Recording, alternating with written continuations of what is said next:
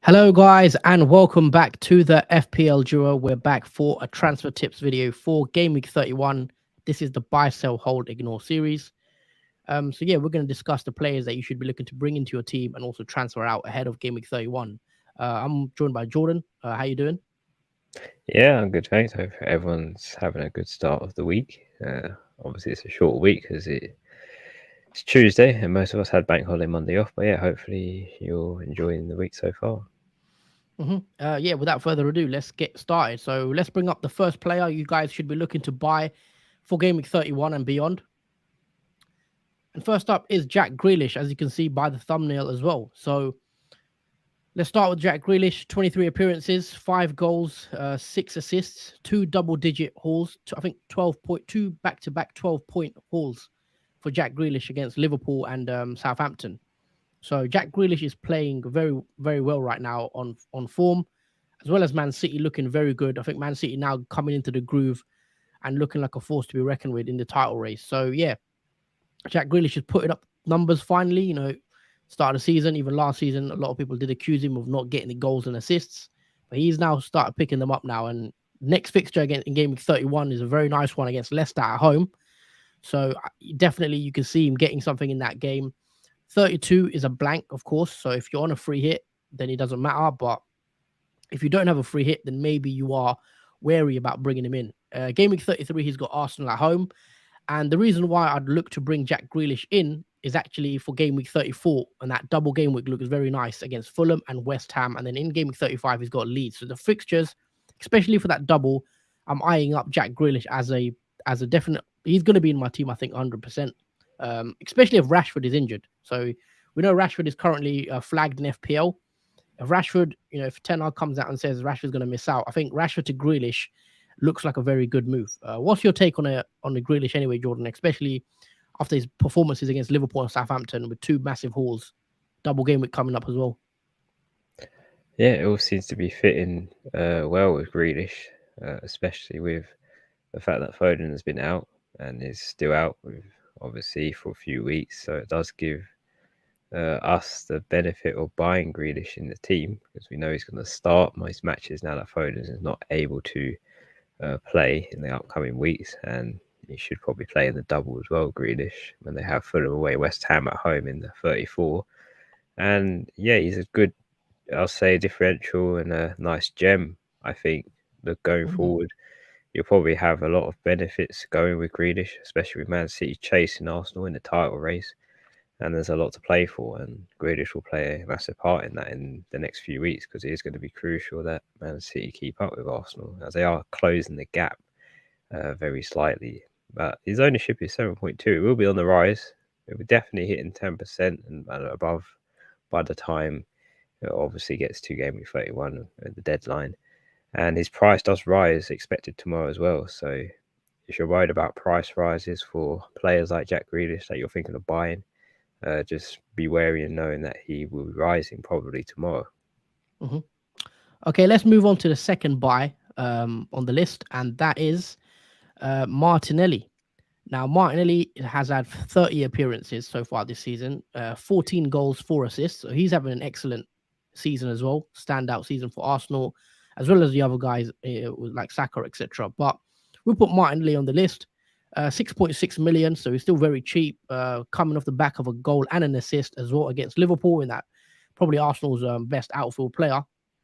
38% ownership, still quite high, but we think Martinelli has upside. Game Week 31 has got West Ham.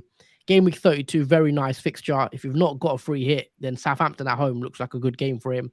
And then after that, it does get a bit up and down with City, Chelsea, and Newcastle. But if you don't have a free hit, he could be a good buy still. And even we're seeing Martinelli, there was that period when he did get dropped for that one game, but, without Martinelli, I believe Arsenal's attack isn't the same, and he's a key player going forward for them. So, yeah, for those that did hold on to him, it's paid off big time. I was one of them at the start. I think I remember Game Week 26, I think he got a massive haul as well. But, yeah, Martinelli is a good buy as well. Just a worry would be, obviously, he has no doubles coming up, so that is one thing to bear in mind. This is probably more of a buy for people that aren't on free hits, etc. But after 33, the fixtures get tough, and he's got no doubles. So, but the next two still good fixtures for Arsenal and Martinelli. What's your take on it, Jordan?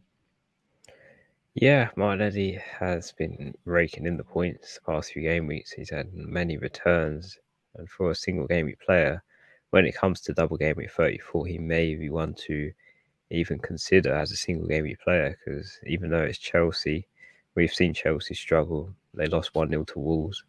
I can't imagine what Arsenal will do to them, especially with Arsenal needing to win pretty much every game now until the end of the season for them to win the title.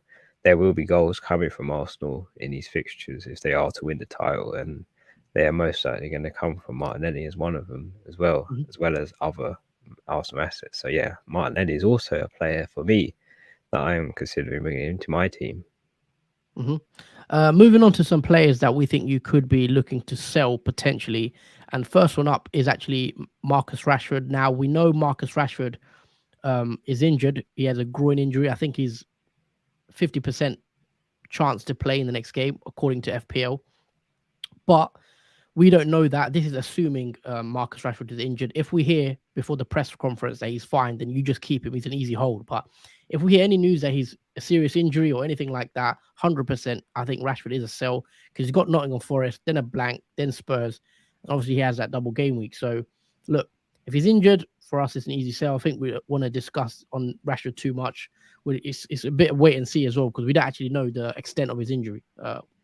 So yeah, that one is a wait and see. But if he is, definitely, I think he becomes a sell potentially to someone like a Grealish. Um, Moving on to another player that we recommend you look to sell, and that's Madison. I'll let you start off with Madison anyway, Jordan. What's your take on Madison? Obviously, a lot of people bought him in ahead of double game week 29. Because he had that nice double game week, didn't pay off. He did blank. So what do you make of it? And obviously his fixtures coming up. Yeah, I don't think it's the season for Leicester at the moment. I think they're second for bottom in the relegation area and are struggling. They have been appointed a new manager though until the end of the season, but with the position Leicester in, I'm not even going to really consider having any Leicester players, especially Madison, who we'd probably want in our teams because he has had a good record this season, 9 goals, 6 assists, so he hasn't done terribly badly, but it's just been Leicester in general that have been really poor. And it just showed in that double in game week 29 where Madison did blank in both of those games that there needs to be a massive reshuffle in their team to just sort themselves out because they are in a bit of a situation which let's find it hard to get out of. And I think at this time, I think it's right to sell Madison Mhm. because, especially with Man City away next, I don't think you'd want to keep him for that game. Obviously, after that, the fixtures do become easier, but I think for the current moment, I'm not in a position Yeah. to really say that Leicester are good assets to bring in like Madison. Just quickly touching on this comment from Alex. I'm sorry, but surely Madison isn't a sell with those games, especially if you don't have free hit.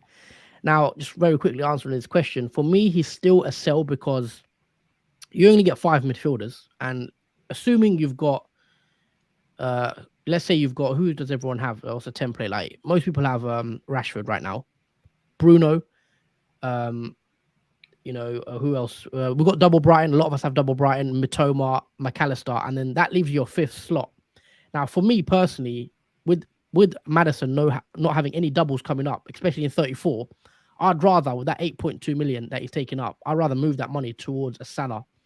So for he's taking up quite a lot of money. I know he's got decent fixtures in game week 32, 33, and 34, but because of the lack of doubles, I would rather have double Brighton, Salah, Bruno, and even an Arsenal midfielder like a Saka or a Martinelli. So that's the five I'd want. And unfortunately, he doesn't fit in that in my team plans anyway. So for us, he's a sell. But look, if you think Leicester could turn it around, especially with a new managerial change, you could keep him. But the lack of doubles does put me off, and the Leicester's form when you just look at them, with the eye test, as such. But yeah, let's move on to some players that we think you could be looking to hold into game week 31 and beyond. First one is actually Tony. He's been transferred out by quite a few managers and ahead of this game week. And I'm a Tony owner myself. Very frustrating that he missed that penalty, his first penalty in ages. It seems that he missed. His ownership's dropped slightly, 7.8 million still. He still hasn't picked up that yellow card. So for me, as long as he hasn't got the yellow card, I'm holding him. If you've got Tony, I still think you should hold him. He's got Wolves away. Still a good fixture, I think, for Tony. I know Wolves did win on the weekend, but I think it's a good game. He's on penalties. As long as he doesn't get a yellow card, I don't see the reason why you need to hold him unless your team's perfect and you have no other luxury moves to make. I'd be holding on to Tony. What's your take on it, Jordan? Obviously, as a Tony owner yourself. Yeah, Tony's had a really good season, 18 goals, 4 assists. He's been one of the greatest, well, one of the great forwards to own if you had it from the start. He's up there with Kane and Haaland in terms of stats for them. And he has good fixtures. Wolves away next. And we all know Wolves have struggled to score and also to win matches. And that provides Tony with a perfect chance and opportunity to add on to his goals and his assists.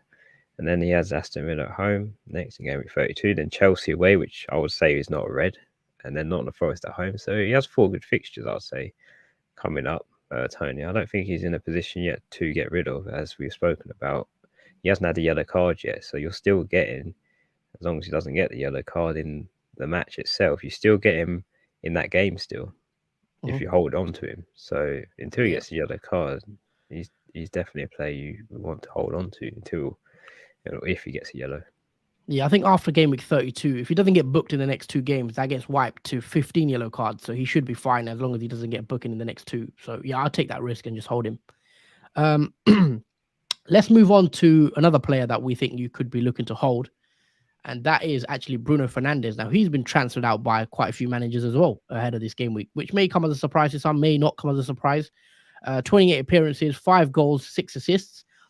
Bruno, especially after the World Cup, he was picking up a lot of returns, but he has slowly dried up the returns. I don't think he's got any returns in his last couple of games, but looking at it, the fixtures on paper, Casemiro is back as well. So Casemiro should go back into that position, and then that should allow Bruno to play further forward. Because of Casemiro's suspension, Bruno has been playing slightly deeper. Now, you're hoping he has that freedom again to go forward, and Nottingham Forest away. I would not be selling Bruno personally. I think it's a good fixture for him.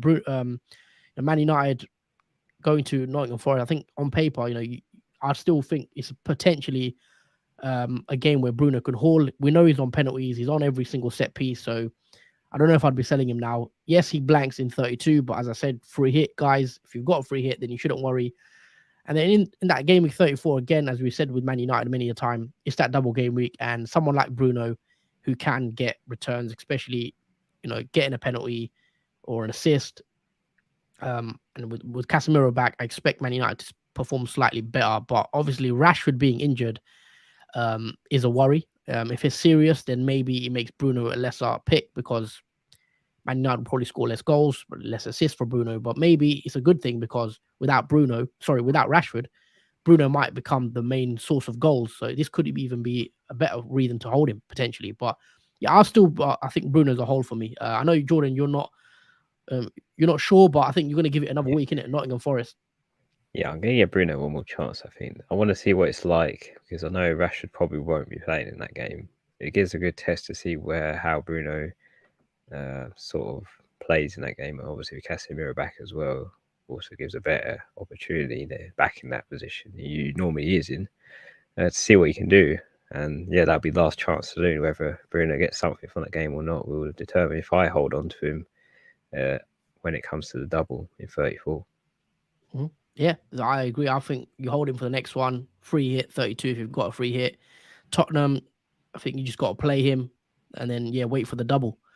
Moving on to some players that we think you could be looking to ignore. Now, these are players that are being transferred in by managers and we think aren't probably necessary this week. First one up is actually Gabriel of Arsenal, 30 appearances and 3 goals. His ownership's just above 16%. For us, Gabriel is an ignore. Arsenal haven't kept as many clean sheets in the last few games, and I look at the next 5 games, I don't see that many clean sheets. Look, West Ham have been poor this season, we know. But game week 33, Man City at the Etihad, you don't see a clean sheet there. Newcastle in game week 35, you don't really see a clean sheet there either. Even Chelsea, I know Chelsea divide opinion and they've been poor, languishing in 11th, but you never know. Chelsea could even put a goal past them, like a consolation goal. And then obviously free hit 32, we don't worry about that fixture. But the rest of the fixtures, I don't think there's many clean sheets in for Gabriel. And I'd rather have a defender that has a double, like an Estupiñán, like a Luke Shaw if he's fit, or a Lisandro Martinez, whoever that has a double in 34. So for me, he is an easy ignore. I'd be looking to go elsewhere. Would you echo those thoughts, Jordan? Yeah, in terms of Arsenal assets, we're looking forward instead of really in defence. I think there's other defenders you'd probably want, even though he does play in 32 and some players do blank in that fixture. But I think for Arsenal, there won't be many clean sheets, as we've spoken about in the upcoming game weeks, because Arsenal fixtures are tough. It's a real test of their will to win each of these games, because they're going to be very challenging after Southampton at home in 32 when they play Man City, Chelsea and Newcastle. Yeah, also takes up a spot as well, I guess, takes up an Arsenal spot, having Gabriel. Moving on to the final ignore on our list, and he's actually his teammate, another Arsenal defender, and that is Ben White.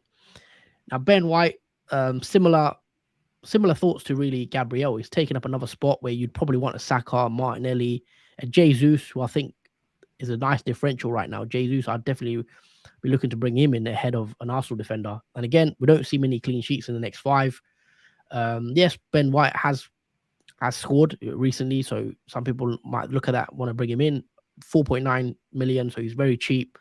But for me, I still would ignore, because I'd rather a player that has a double in 34. And yeah, game week 33 is City, so I wouldn't want to play him in that week anyway if I had him. So yeah, for me, he is an ignore. I think that's a pretty easy one, similar to Gabriel. Same thoughts there. So I'll quickly recap the players that we've selected. So the first up, you should buy Jack Grealish and Martinelli. You should sell Rashford and Maddison. You should hold Tony and Bruno Fernandes. And you should ignore Gabriel and Ben White. So those are the 8 picks. Let us know your thoughts in the comments below. If you are watching it live, let us know in the chat. If you're watching it on a playback, make sure you go back, drop a comment. We'll do our best to reply as well. And yeah, that's the transfer tips for game week 31, guys. Let us know your thoughts. If you haven't already, make sure you do smash that like button, and also make sure you are subscribed to our YouTube channel as well. But yeah, I think we're going to wrap it up here. We'll not keep this stream for too long. It's just been a transfer tips video. But yeah, that is it from us, I think. Short and sweet today. Just quick question here from Alex. We'll probably answer this one. Is Martinelli or any Arsenal player really a buy when they have some of the best defenses in the league coming up and no doubles? Look, yeah, but the doubles is a worry, as I did mention. If you're not on the free hit, it could still be worth it. But yeah, the doubles for me is a big factor. I wouldn't want many Arsenal players in my team personally, but I think having one is still a decent buy. We forget Arsenal are still top of the league.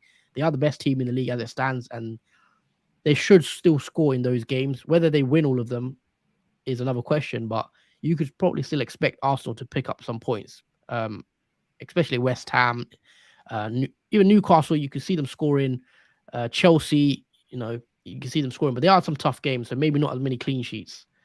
But yeah, we are going to wrap it up here. I want to say thank you guys for watching. And yeah, make sure you like, subscribe, and see you guys on Thursday, as always, for the team selection. Anything else you want to add, Jordan, before we do wrap it up? Yeah, just thank you guys for watching. Always appreciate your questions in the chat. And yeah, we'll see you Thursday for the team selection. It will be a very interesting one, I think, this week. Take care, guys, and see you soon.